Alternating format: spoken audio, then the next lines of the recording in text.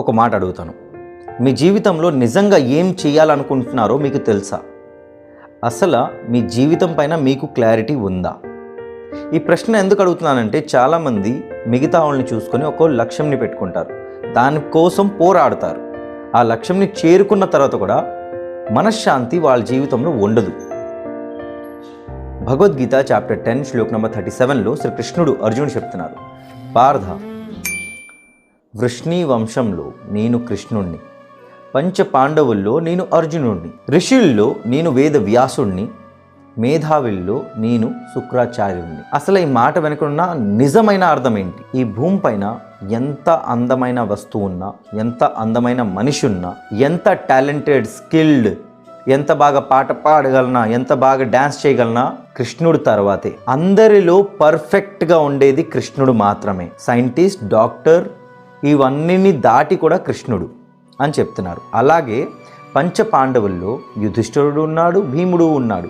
యుధిష్ఠిరుడు అబద్ధం చెప్పాడు, ధర్మం మార్గంలోనే నడుస్తాడు. భీముడు బలమున్నోడు, అయినా కృష్ణుడు నేను అర్జునుడిని అని చెప్తున్నారు.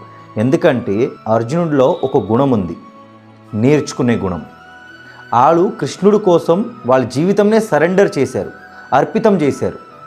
అందుకే పంచ పాండవుల్లో నేను అర్జునుడిని అని చెప్తున్నారు. అలాగే ఋషుల్లో వేదవ్యాస్ అని ఎందుకు చెప్తున్నారు? ఎందుకంటే వేదవ్యాస్ దగ్గర ఉన్న స్కిల్, నాలెడ్జ్, ఆ జ్ఞానం ఎవరి దగ్గర ఉండదు.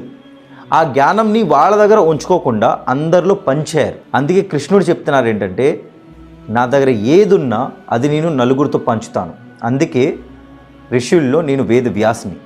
అలాగే మేధావిల్లో శుక్రాచార్యుడిని నేను అని ఎందుకు చెప్పారంటే, శుక్రాచార్యుడి దగ్గరికి ఎవరైనా నేర్చుకోవడానికి వెళ్తే శుక్రాచార్యుడు అందరికీ జ్ఞానం సమానంగానే ఇస్తారు. ఒక రాక్షసుడు వెళ్ళినా, ఒక దేవత వెళ్ళినా, ఒక మనిషి వెళ్ళినా, ఒక మృగం వెళ్ళినా సమానంగానే నాలెడ్జ్, ఆ జ్ఞానం అనేది ఇస్తారు. ఆ జ్ఞానంని ముందున్న వ్యక్తి ఎలాగ వాడుకుంటున్నాడో అది వాడి కర్మం. సో ఇవన్నీ దాంట్లో మీ లైఫ్లో మీకు రావాల్సిన క్లారిటీ ఏంటంటే, కృష్ణుడిలాగా ఉండండి, పర్ఫెక్షన్ కోసం ట్రై చేయండి, దొరకకపోయినా ట్రై చేయండి. అర్జునుడిలాగా కృష్ణుడిని పూర్తిగా నమ్మండి. వేదవ్యాసుల్లాగా మీకు వచ్చిన వస్తువుల్ని, ఆ జ్ఞానంని 10 మందితో పంచండి, మీ దగ్గరే దాచుకొని ఉంచుకోకండి. 4వది, ఎవరైనా జ్ఞానం కోసం వస్తే జ్ఞానంని నేర్పించండి.